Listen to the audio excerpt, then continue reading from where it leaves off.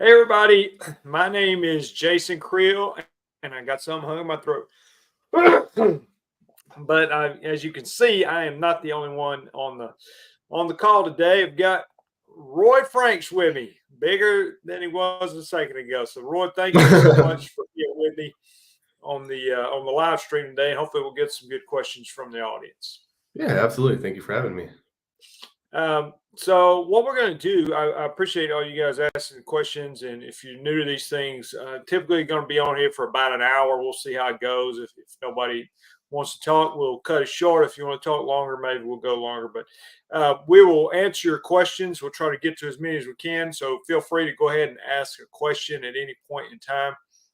But also want to, and Roy's going to help me answer some questions, hopefully, but also want to talk to Roy, and he's had a little bit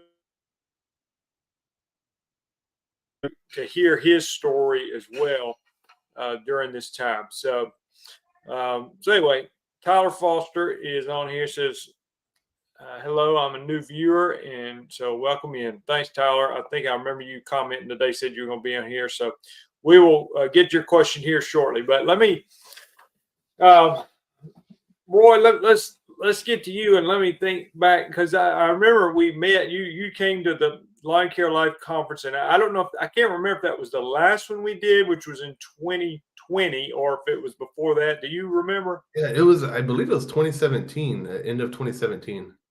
Okay, It well, might have been that might have been 2018. actually the first one I ever Yeah, did. yeah, Then, it was uh, absolutely the first one on there. okay, yeah, that was 2017 because I did 2017, 2018, and 2020.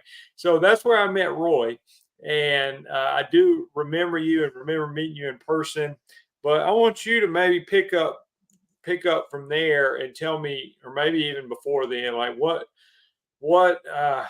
just tell us a little bit about your lawn care journey and what happened previously and then where you are now.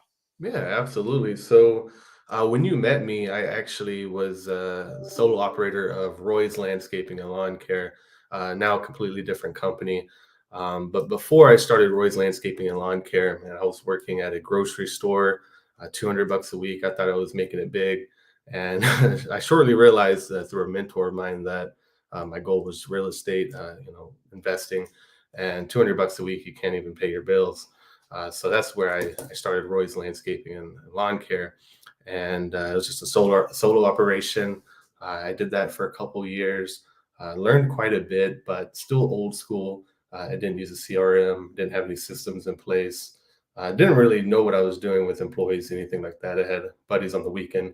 Um, and then fast forward a while, got a whole new job, new career field, and then I it was in technology, so I started realizing what a CRM was. I started learning sales and marketing, and I took that information, and then I decided to open up an actual company. I'd say the first time it wasn't really a company; it was my hustle.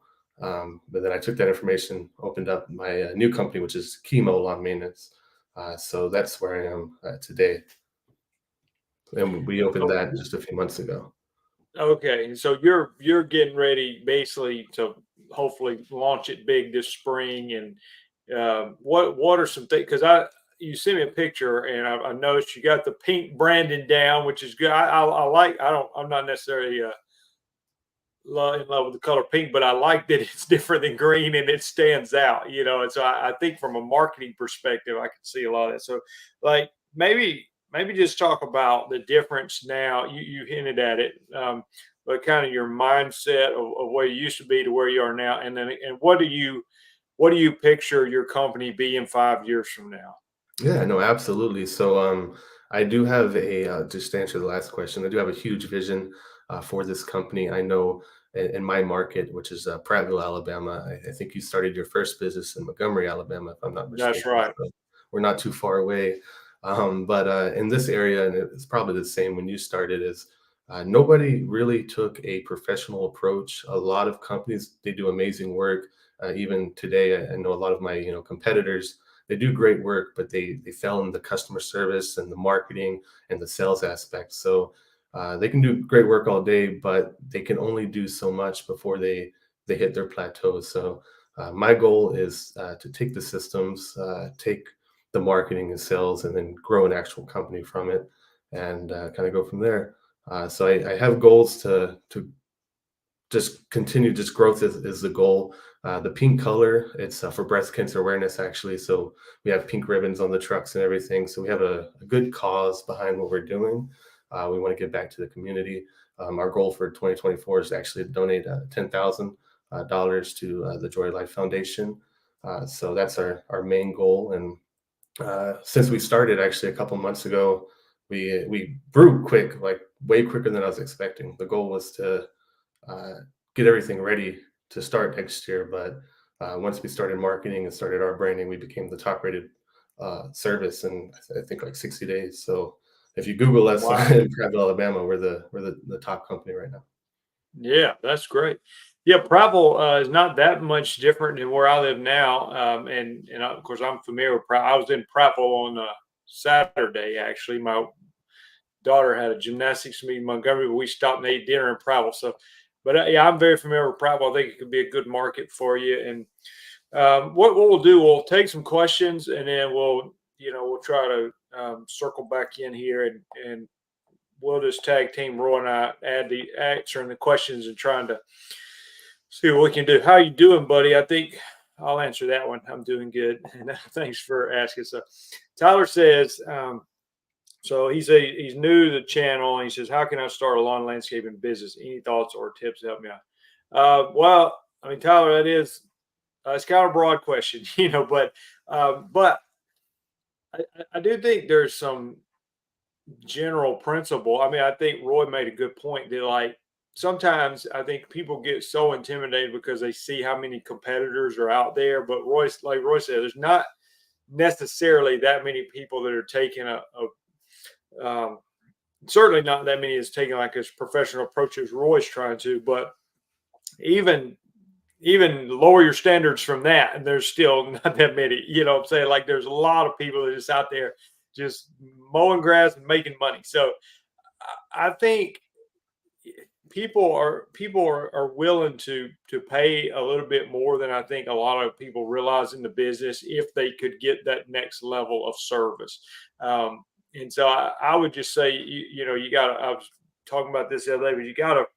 That's why I asked Roy, "What's your plan in 5 years?" If you know kind of what you want it to look like in 5 years, you can start working on that. And if it's just like, "Hey, I'm just gonna keep a full time job and work a little on the side," then that's fine. But if you're really trying to scale it and all that, I mean, I think you have to go kind of Roy's route where you're branding yourself. You got a website. You're doing SEO and all that to get ranked on Google. You do, all the things that you do if you're really going to try to scale it. Because if not, you might be looking. I don't know, Roy. I'm gonna let you talk because I think I've heard people that they grow the really big companies. I've never done that, but they say that they think companies are not putting enough in customer acquisition. Like they're not like there's such an opportunity there. They should be doing more digital marketing, more direct mail, whatever you want to do for marketing. What's your thoughts on Tyler's question? Yeah, no, absolutely. So it definitely depends on where you want to be. My first business, I was able to grow it to a quarter million, just not even knowing what I was doing.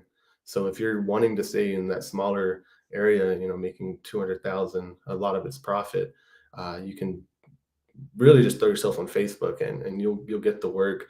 But if you're trying to really grow and really scale, what's extremely important is you set yourself apart. So showing yourself that you're reliable, you show up on time every time, you answer your phone, you're very professional with your communications, and branding is extremely important. I know you've seen our pink trucks, but if you can't afford that at the moment, I was very blessed to have a great job to where I was able to fund starting up my company. But if you can't do that yet, you can have whatever equipment you have and show up with a nice uniform. Show that you care. And to really get customers, a lot of people take the Facebook route, the social media route. For us, I instantly hired two BDRs, business development representatives, just to do door hangers, and that skyrocketed us. We put our prices on the door hangers, and they send a picture of the door hanger, and I could put them on the schedule. And within 24 hours of getting the door hanger, we've already cut their grass. And being able to do that really helped us scale. So I guess it depends on what direction you want to take. If you want to grow quick and professional, you can go that approach. But if you want to keep it a small operation, I would say Facebook groups and your local groups. Just let people know what you do and show your work on there. Let me ask you about the you say you put the price on the door. I like that idea a lot. How did was it like cookie cutter neighborhoods where you knew kind of the price of every home, or how did you price the houses, or did the guy who's leaving it, did he like look at the yard and price it? How did that work? Yeah, so for the most part, a lot of these neighborhoods we are targeting are HOAs, and they're cookie cutter. But we also just charge a premium price for a premium service. So if we underbid, we still didn't underbid. It's a fair price. So our minimum is $69. That's weekly, biweekly. It's $69, and for a lot of people, they wouldn't believe that. That's a lot of money, especially in Alabama. But the way the market is currently, people will pay $69 all day.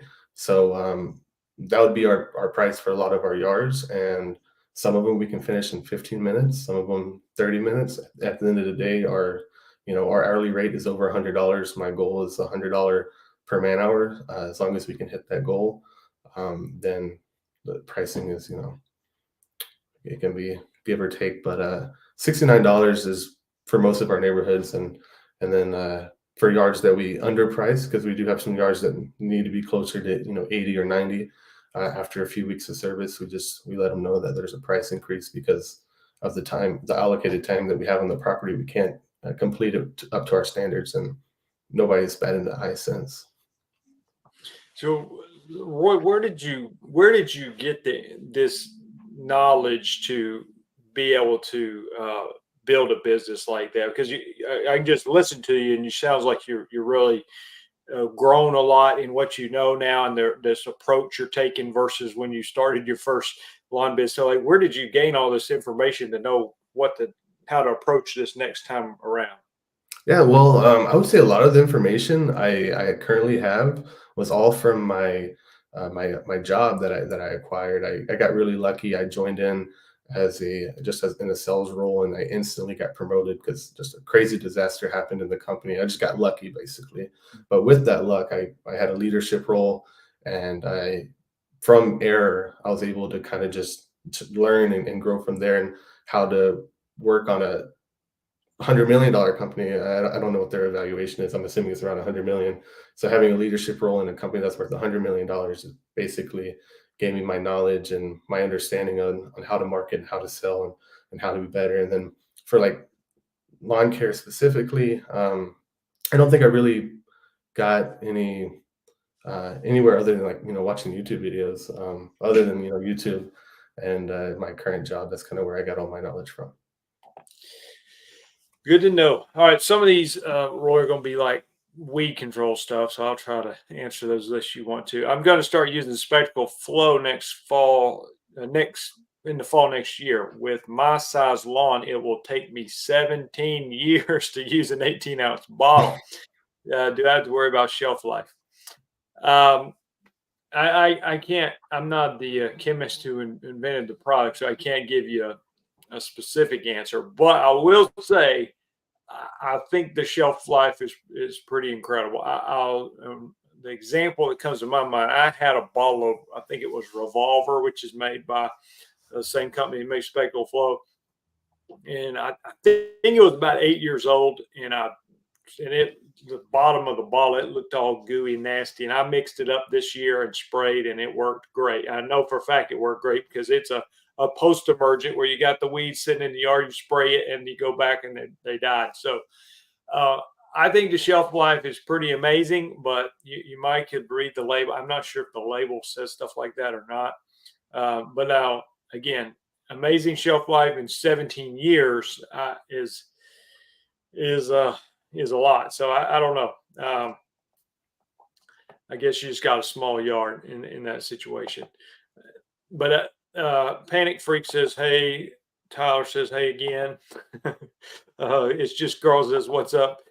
All right, I'm going to be spraying yards myself starting January 1st. Would 100 customers by year end be a reasonable goal to have? I'll be doing this part time starting out.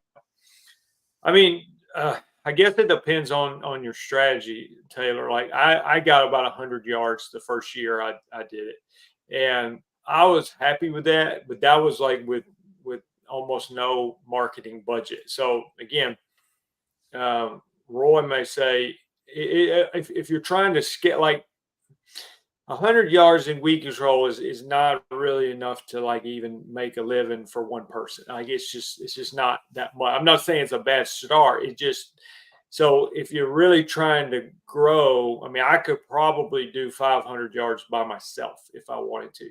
I don't really want to, but so I'm just saying at that rate, if it's going to take you 4 or 5 years to even fill up one man's schedule, if that's not fast enough for you, you may have to go like Roy's route here and start hanging door hangers with the price on it and see if you can speed this thing up again. Now you're saying reasonable goal. I think that's reasonable, especially if you do it if you've got a job and you're doing this part time. Yeah, I mean it's not bad. I'm just saying, what's your goals is what you're trying to do. I don't know, Roy. You have anything to add to that? Yeah, I mean, I would definitely say it depends on your goal, your end goal. If you're trying to determine if 100 clients is like a good target, it's absolutely a great target to put your mind to. Once you hit 100, then you make your new goal after that. I think that's a good starting point if that's if that's the question you're asking. Like if it's reasonable to collect 100 clients in a year, then it absolutely is. If that's if that's the question. Aaron says, I notice I have some cool season grass mixed in with my St. Augustine. I'm unsure which species it is. What should I use to kill it? Atrazine or maybe a Celsius? Um, well, so I would say if it's a cool season grass, then you can use, oh, it's with St. Augustine. I mean, I use Certainty. I mix Celsius and Certainty together a lot of times on my yards when and that's good for St. Augustine, Centipede, Bermuda, Zoysia.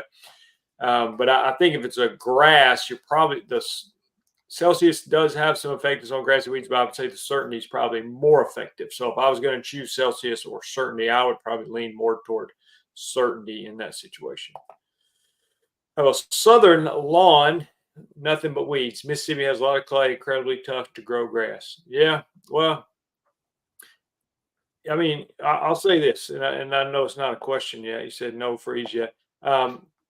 If you got Bermuda grass, which is what me and Roy deal with most of the time, yeah, it would be great if every contractor put in topsoil and had a nice, great, beautiful lawn. But I mean, Bermuda, I tell you all that Bermuda will grow basically in the crack of your sidewalk too. So I mean, it's good dirt makes a difference for sure, but it doesn't have to be the greatest to make a nice looking lawn. And even in Mississippi, I'm sure it's a lot like Alabama. Almost every single cow pasture has got Bermuda grass growing in it. Now it's common Bermuda, doesn't look as good as the hybrid Bermuda. So I was saying, Carl, if you've got sunlight and there's Bermuda grass there, you could probably turn that yard around with some weed control. But so just something to consider if it's what you want to do. No freeze yet, so you might be a little further south than I am because we've had several freezes already.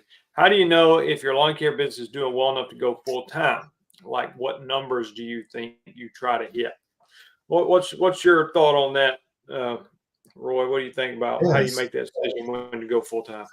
I think the most important thing, the best kind of statistic to run is look at your current income, or if not your income, what do you need to survive? Double it, and that's your numbers. So if it's $3,000, once you're doing $6,000, quit the job, take it full time, run with it because you will be just fine. So like just not even looking at your books, your current job, your current bills, everything. I think a good metric is the simplest metric is double your full-time job. So if you're making 3,000 at your full-time job, once you hit 6,000 in your business, you can, without a doubt, without a worry, quit your full-time job and hit the ground running. I love that simple, clear answer. It's just Carl. Okay, then. I was part time last year spraying lawns with 35 customers. I decided to take the jump faith. Now I have 210 customers. Just trying to figure out what a good cap with hiring anybody. Eric, and just because I know a little bit about Eric, because I think Eric is in Texas and it's hot, and I think he's doing mostly weed control, if I remember.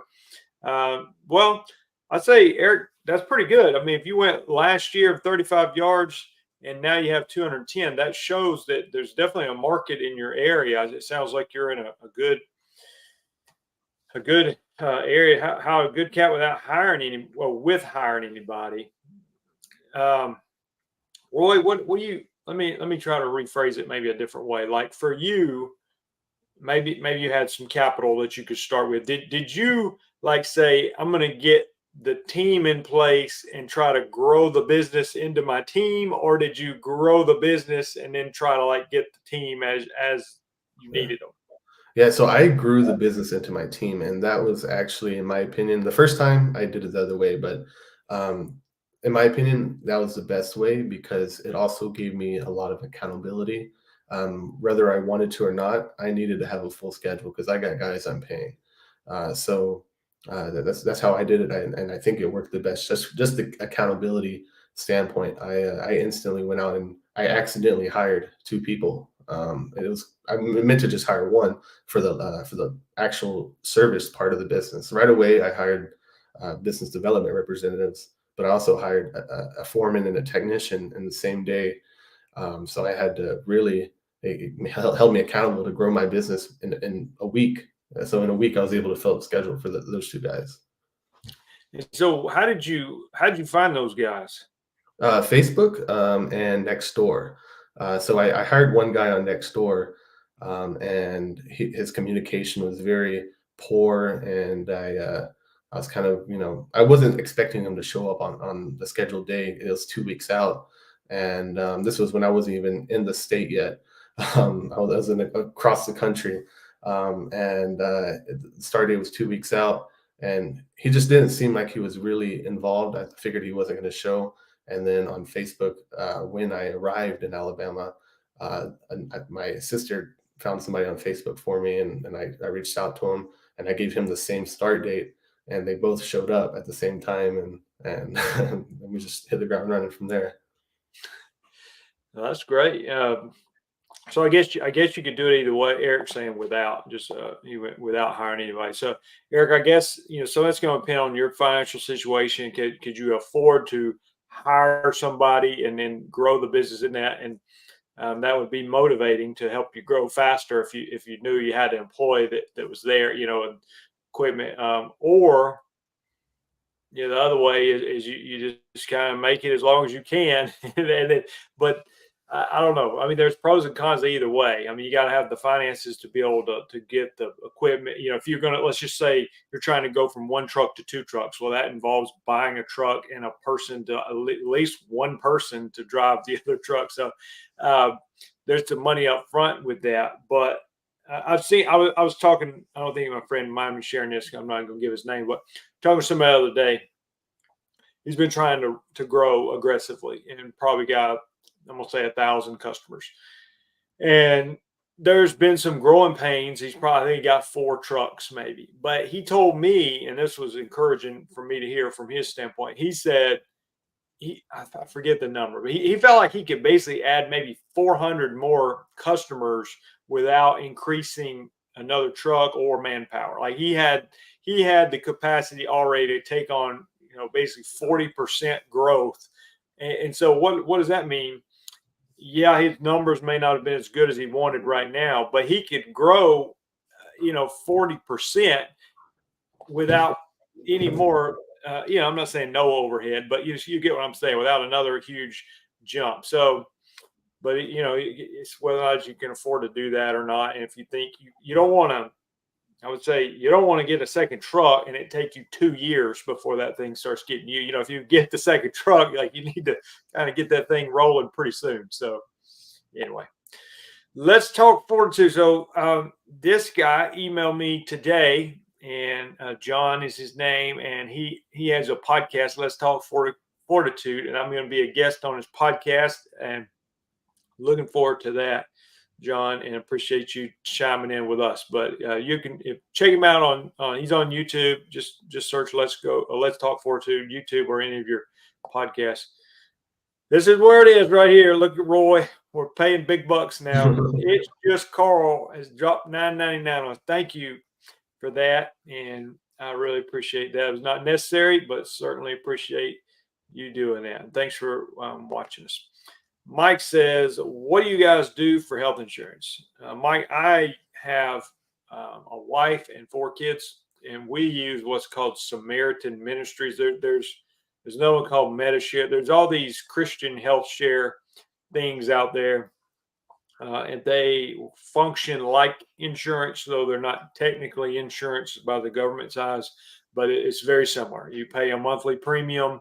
If it's under $300 or $400, we basically pay out of pocket. If it's over that, it's pretty much covered is the way it works. So that we've been doing that for about, I'm gonna say 12 years. Been very happy with it.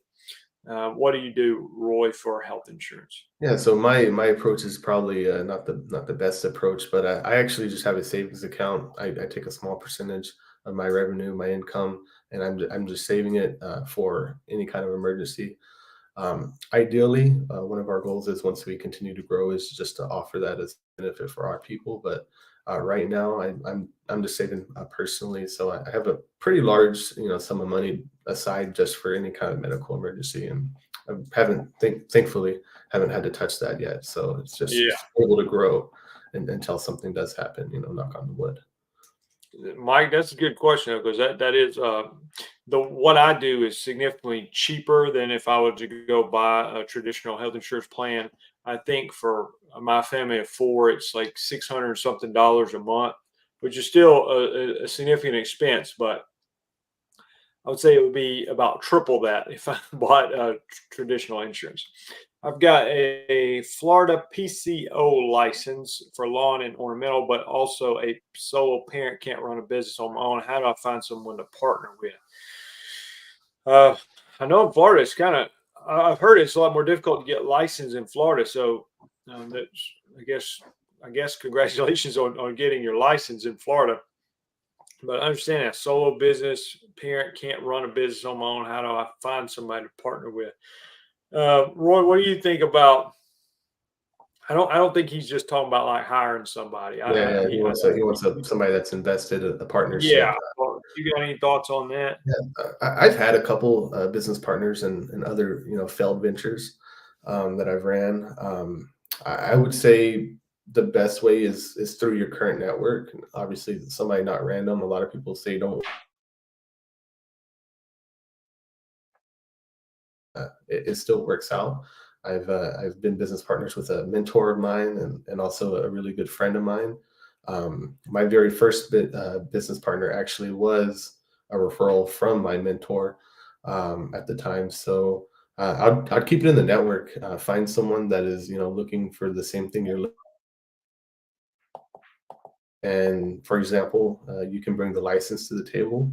Maybe they can bring some capital, or I don't know your situation, but if you need capital, then maybe they can bring that to the table, and you can work out an agreement. But as far as partners right now, I don't have a partner, so I can't speak on it in this moment. But that's how I found partners in the past. Let's talk fortitude. John says, how do you build in and plan for fuel prices all over the spectrum?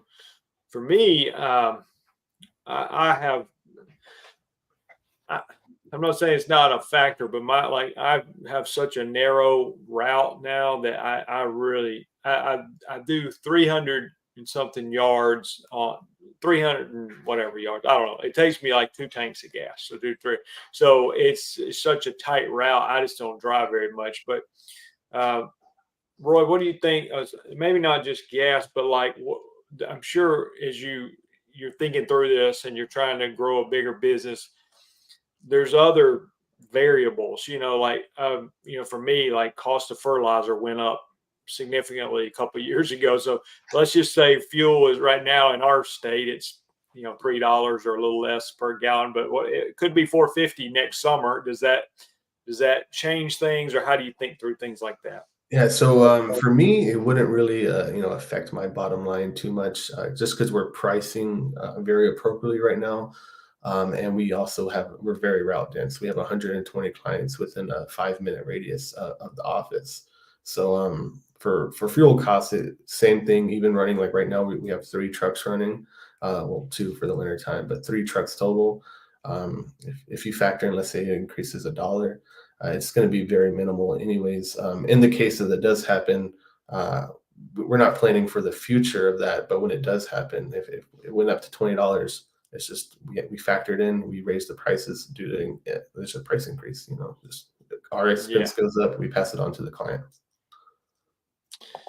Team Kansas, end of first year, cool season, weed control, and seeing focused quality and customer service. Bigger lawns, 127,000 gross, 47 customers, 1.6 million square feet. What's my best move now? So finished up his first year doing weed control, and I guess up there you're doing a lot of aeration in the fall, aerating and overseeding the lawn, and sounds like he's got a sound like it went pretty good. I mean, first year, 127,000 growth. That sounds like a good year on 47 customers. So you're getting a lot of money out of each customer. I mean, I'm saying for a weed control, because I'm like that's like for me it's 7 visits a year. So yeah, but he says bigger yards here. What's his best move now? How do you think? What do you think, Roy? As far as him seems like he's in a good market. Seems like he obviously knows what he's doing to some degree. He seems like his pricing. I mean, we don't know the size, everything about it, but based on this two lines we're reading right here, it seems like he had a good first year. But like, Yeah, how does he? What yeah, does he no, go it from here? looks like you had a phenomenal year, and congratulations on that. I would really it dictates how much free time do you have now. Because when I look at that 47 customers, we can do 47 lawns in a day with all three of the trucks running. So in my head, I guess it just depends on the scope. Are you working 40 hours a week right now? Are you working 5 hours a week? I'd say the next big thing is to continue doing what you're doing and continue just growing. Just do whatever you're doing, just keep doing it. But I guess it just depends on how much free time you currently have. Gardner Earth Guy says materials are a bigger concern than fuel. I think he's talking about John's question back here about fuel prices. Yeah, I mean, for me, definitely the material cost, which went up, and I think I had to do basically what Roy's saying, like, material goes up significantly. The materials are not like for me, it's like 20% of my annual revenue ends up being material costs. But if that raises significantly, then you end up passing it on. So thank you for answering my question. No problem. Marcus says thanks for all the knowledge and inspiration. No problem. Thanks for watching. Guardian of Fall. I'm spraying weeds right now at work. All right, man. Now, I'm actually not spraying today, but pre-emergent with Samara Tribune. I don't know. I'm trying to picture what football team that is on the side. Is that I can't tell if that's LSU or who that is. I can't. It's too small on my screen. Sorry. Tell us what football team that is. I'm not familiar with some of those chemicals you're talking about, but I am familiar with spraying. Taylor says my area has a huge void now due to our large company shutting down because the owner passed away. That's why I'm wondering if 100 clients is feasible to expect while starting out part time. Well, I say that, Taylor. I mean, we don't wish that on for those circumstances, but I have seen situations where the large company goes away for whatever reason, and in your situation, the owner died, which is sad. I've seen it where like there was a buyout or something, and two big companies merge, and anytime a big competitor goes away, I do think that is a ideal opportunity for you because people people don't like the I mean, yeah, most people, if there's like, let's just say one business buys the other business, and I that happens. And a lot of times, if it's handled properly, most of the customers transition over. But there's probably a big opportunity where you've got these people who are used to hiring a lawn company that want lawn service, and maybe they're uncomfortable with who's taking them on, or the new company takes them on and immediately raises the price big time. So whatever it is, there's probably a decent opportunity there that you need to be ready to take advantage of. Let's see. All right. Guardian says door hangers the best way of advertising locally for residential. What do you get? I mean, I know, Roy, when it comes to like just like sure enough trying to get somebody to sign up today or Yeah. tomorrow, it'd be hard to think of something better than a door hanger with a price on it. What do you think? Yeah, so that's also it's a lot of variables come into play when you determine what is best for you.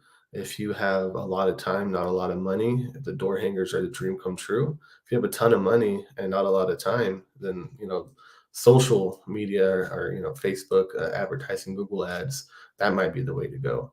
Me personally, I had a little bit of money, but and a little bit of time. It's like 50-50, let's say. So for me, uh, I marketed on every avenue, but I would say if you're starting out or if you don't have a large customer base and you're trying to get customers quickly, door hangers are the way to go. But it's not the same if you don't have the time to do it or if you can't hire it out. So it depends on your situation, but overall, I stand behind door hangers. Next year, I have a goal to do 30,000 in February, and that's a lot of walking if you do the math there. So that's how much I believe in it. What kind of return are you looking for? Would you consider a success if out of, I mean, it is 1% or what or less? What do you think is successful on door Yeah. hangers? So, I mean, if you Google it, the industry standard, I think they say is 1% or 1 to 5%, something like that. Um, for me, it's been much greater. Just I think it's the way we have the door hangers and we're driving around these neighborhoods. We're very targeted on where we put these door hangers. So we have like a 1 in 5 return, like a 20% return, even with our current prices. And so I don't want to use that as a metric though, because not everybody's going to get a 1 in 5. That's ridiculous if you kind of sit down and think about it. But our 1 in 5 return is incredible. But I think even if you can get a 1% return, you're still in the gold because you can do 100 door hangers in an hour and a half. An hour and a half, you can do 100. So if you get one client every hour and a half, that's recurring revenue. That's still good. All right. Tyler says, what's the difference between residential and commercial landscaping? Well, I was thinking from a mowing standpoint. I mean, if you're out there mowing somebody's yard, I mean, I like to have a good mix of both. There's some people that are pretty much some people that just go all commercial because there's less. You can have fewer customers and bigger tickets, and they don't complain as much because you don't have as many of them, and maybe and pay better, and some of them are year round.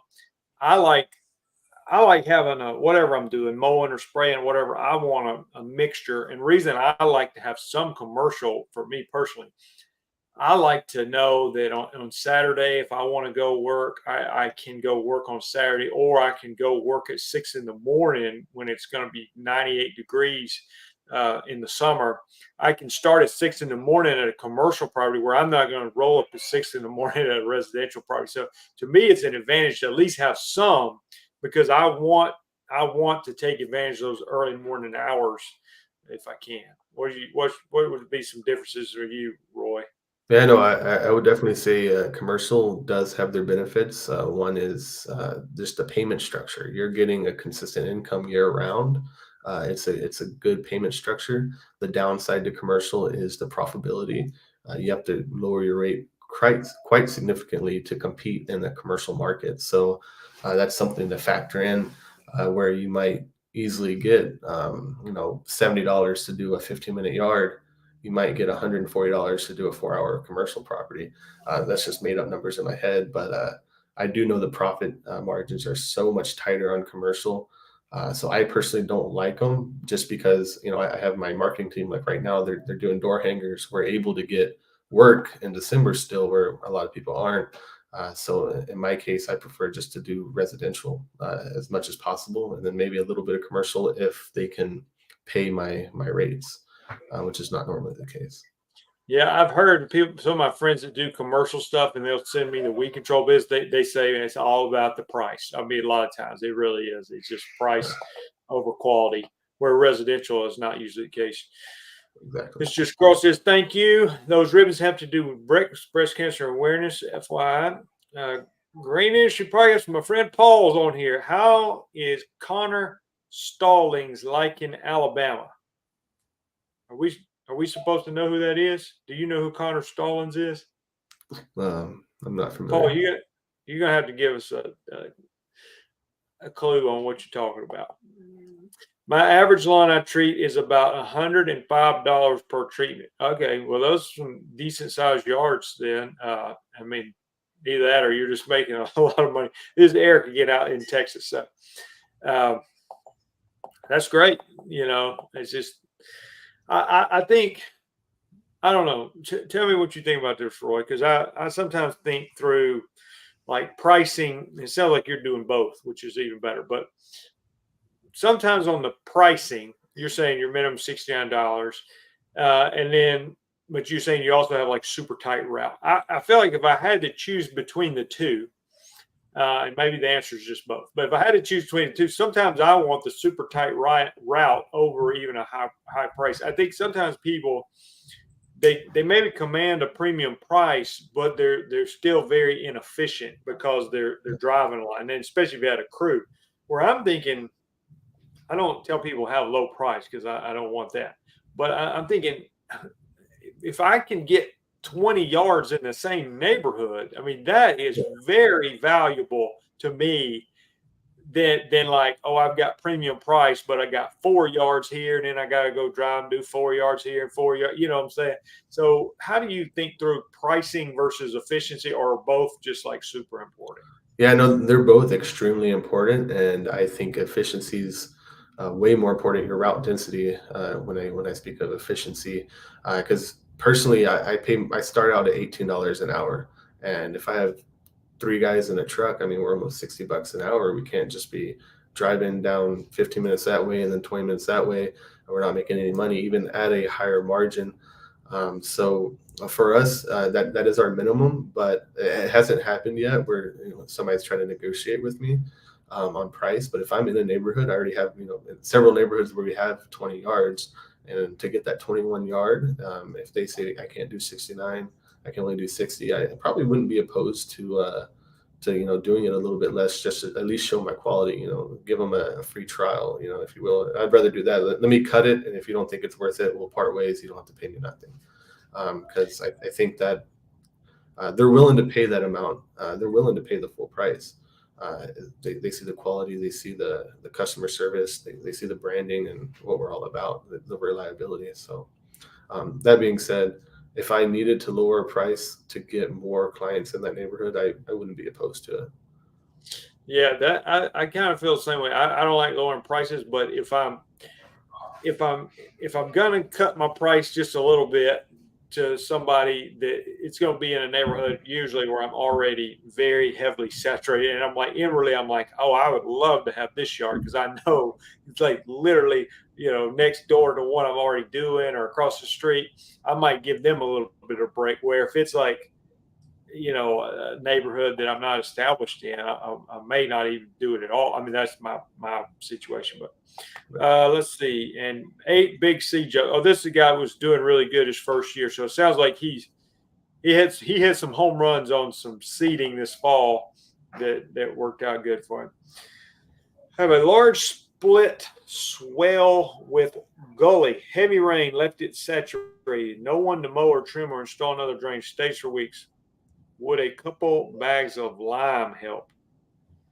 I don't know what the lime would do. Lime in general we put it on lawns to raise the pH of the soil, to just like growing tomatoes or whatever. There's any tree or whatever. If you just Google it, it's going to say this tree does best with a pH of 5.5 to 6.5 range. So grass is the same way. There's a pH range that it does better. When we live in an area where the soil is fairly acidic. Um, I don't know what that. I don't see the connection, but I would talk to a consultant, a landscaper who has some experience with drainage issues, because I'm not probably the person to help with that. What's a good ACH program to use so I'm not out tracking down payments, spraying, and working full time as well?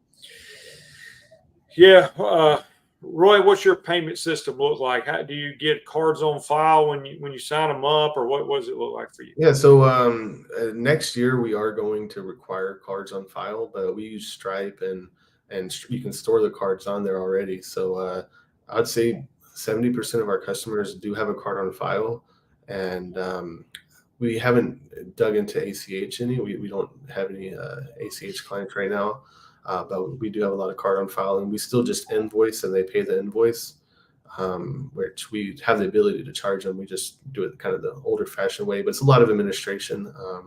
So next year we do plan on switching over to just having everyone card on file, and then right after service, going ahead and charging that card. Yeah, that's I don't do ACH either, but I would say, and I don't know how that sets up, but I think card on file is pretty easy nowadays because a lot of your softwares, like I use Yardbook, and it's all pretty much built in. Mine's through Stripe as well, so uh, it's easy for the customer. Spraying here in Arizona 365 days a year. I like the Carolina Panthers. Well, I don't know who Roy pulls for. I'm Alabama. My wife's Auburn, but we like Bryce Young. But it's been rough. It's been rough for the Panthers. I think they might win one game this year, and it's looking terrible. And I didn't know Arizona had any grass. I mean, I thought it was basically desert and like artificial turf and stuff. So no snow where I live. I imagine so. But I didn't like Cam Newton. Okay, I couldn't handle him, but I like Bryce Young. All right, thanks for the shout out, Jason. This is John Young. Check out his podcast. How do you get commercial apartments, HOA condos, lawn, tree, and shrub care jobs? For me, most of the stuff I get with the commercial stuff ends up being either through I've got relationships with all these people that are mowing grass, and so they get the mowing job, however, and then they get me the spraying work, or I've got the owner or some connection to the business is my residential client, and he's connected to the commercial facility, and so I get it that way. I do his home and his business kind of thing. Roy, what do you how do you land? Do you have you reached out to like property management groups, Yeah, or how do you get in yeah, the door with all these big we have a timers? lot of great relationships here with some of the largest property management companies.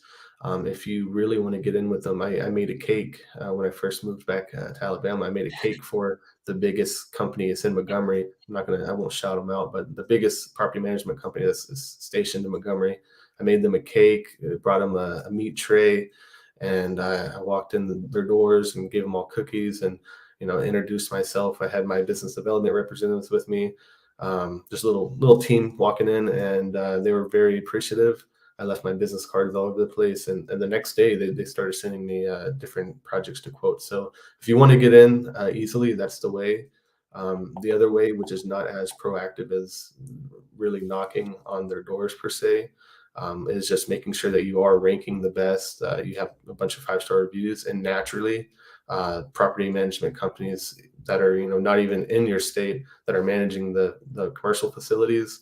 That's how they find you. Is they'll Google lawn care in the area, and then if you pop up, they'll give you a call. Another approach that I've used a couple of times is I drove around just looking for a property that was not maintained correctly. It just didn't look good, and then asked for a manager, and then took it from there. And I've been able to get some work by doing that as well.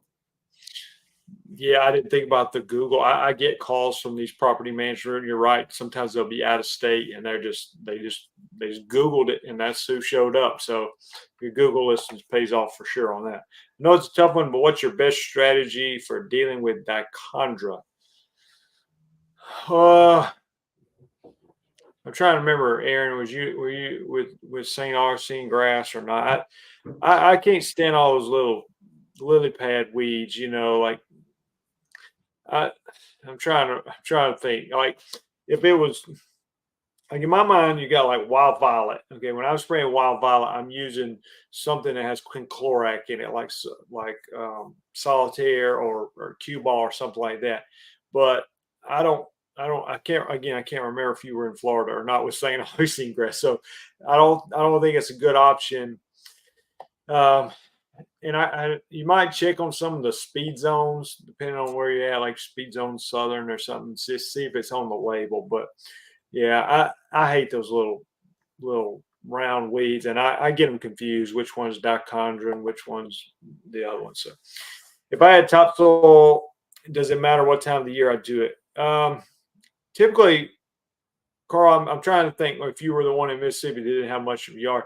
I would say if it's a warm season lawn, typically if somebody's going to top dress their lawn, one, I mean, usually not going to bury it in there. Usually, like I don't like just doing straight sand because it's not the greatest for growing grass. So a lot of times your landscape supply yard will have like a mixture. It'll be already blended. It's kind of a sandy topsoil mixture. Um, my place does. They call it super soil or something like that, but it's kind of a loose topsoil. I like to do that, and I try to do it like in May or June or something when the grass is starting to grow. Because if, let's just say you do it right now and it rains all winter long, a lot of that's going to get washed out before the grass can actually grow up and start rooting in it. So if I had a terrible yard, like I think I remember you saying you did, I'm waiting until May or June, and then I'm doing it. I'm doing just a half inch at a time or so. I'm not going to go out there and just dump piles of sand and dirt all over my yard, but enough that hopefully it can start rooting in there before it all washes away. What's one thing you can get customers if you have a business? What is one you can get customers if you have a business Facebook page, and how do you get your phone to ring when you have big jobs? Uh, Trying to interpret that here. Oh, I think you maybe said it again. What is one way to advertise your lawn and landscaping business, and how to get your phone to ring to get clients? How do you get a Facebook business page? I just do a Google search on how to set up a Facebook business page. That's easy. Just Google it, and then Facebook will walk you through there. That's not hard. Um, and I don't think that's as effective as a website. I mean, ultimately, I think if you're going to have a business and you want to get serious about kind of an online presence, I would go ahead and set up. I would get a website if you can, and I would also get Instagram, Facebook, YouTube, and just go ahead and have it. I mean, we're not trying to turn you into a YouTuber or influencer. That's not the point. The point is like driving, helping Google recognize your business as legitimate and so that you ultimately help your own Google rankings. And yes, you might pick up clients from Facebook and things, but all that looks good to Google. Best I can understand the SEO algorithms and all that. Setting it up's not hard. How to get big jobs. I think some of the things we talked about, like for Roy, for instance, Roy is ranking well on Google. So big jobs start, they're not necessarily going to just talk to their neighbor about who to hire. But they may go on Google, and if they see Roy's got lots of Google reviews, his website looks professional. He's got all his trucks decked out in his uniforms. It's the professionalism. Big job. They don't want to take a chance on a. They want it done right, and so to me, it's kind of your total business image that you're going to be considered. And I'm not speaking that necessarily from experience, but like, for instance, my town's spending who knows how much of my tax money on doing like some landscaping around town, little brick deals with all the landscape, put the name of our city there. And it seems like they're just spending more money than they should. But who they get to do it? Well, it's like the most reputable landscaping company in town, is who they got to do it. And so there was probably a relationship there, but also just they didn't go hire somebody that just commented on a Facebook post last week and never heard of. So do you have anything to add to that, Roy? Yeah, no, I mean, I think you hit the nail on the head there. Branding, it's all about branding, how you present yourself. Nobody wants to hire the, quotation mark Chuck in a truck to go do a $30,000 retaining wall. They want a reputable company that's licensed and insured that they can trust will do a phenomenal job. And even if you don't feel that you're that way yet, you just have to, you have to. I don't want to say put on the front, but just if you're that type of person that wants to do those jobs, you got to have a nice uniform. You have to have that professionalism and go from there. And that's how you land the jobs. If that's the question. All right, we got about 5 more minutes here, so we're going to rapid fire a little bit, wrapping up here. As far as insurance goes, my state requires a minimum liability. Obviously, it'd be smart to have more than that, but what would be a good coverage number from 100 to 500? I mean, usually the difference in, like, I think I've got $1 million policy. I don't think $1 million policy costs much more than a $500,000. I mean, it's minimal increase in what it's going to cost you. So if I was just going to throw a number out, I guess $1 million policy, and that may cost you less than $1,000 a year. I'm not sure. I'm not an insurance agent, but it's just call your local guy and tell him to give you a quote. I'm in the Atlanta area. Yes, I have St. Augustine. Yeah, he's talking about dichondra with St. Augustine. I don't know. It's tough sometimes with St. Augustine. Auburn, Bama. I hope she likes it. Oh, so no, hey, we won the game this year. It was fine. Everything was fine. Let's see. How did your May speckle out work out? Any program tweaks? Thanks for asking that, Elvin. Yes, I'll say this. I started doing spectacle I do it in the fall, did it in May, for particularly trying to get, or even starting in like April, mid-April through early May, trying to get the dove weed. I've got a few yards that have dove weed and also the kalinga and other weeds like that. I'll say this. I did it 2 years in a row. The first year I had a few really bad dove weed yard. I didn't see much improvement on the dove weed. But this second year, like, significant improvement. So it may take more than 1 year, and definitely significant improvement on kalinga and some of your sedges and things like that. I still end up getting spurs later in the summer. So this year, what I'm doing, I did 6 ounces of speckle in the fall. I'm going to do 3 ounces in January, my round 1, with prodiamine, because some of the poa annua might germinate in February, and then I'm going to do 3 more ounces in March with that application. So I am tweaking it, but it worked great in May. I'm just tweaking it. If I end up with a yard full of kalinga and dove weed, I may have to go back, but that's what I'm doing different.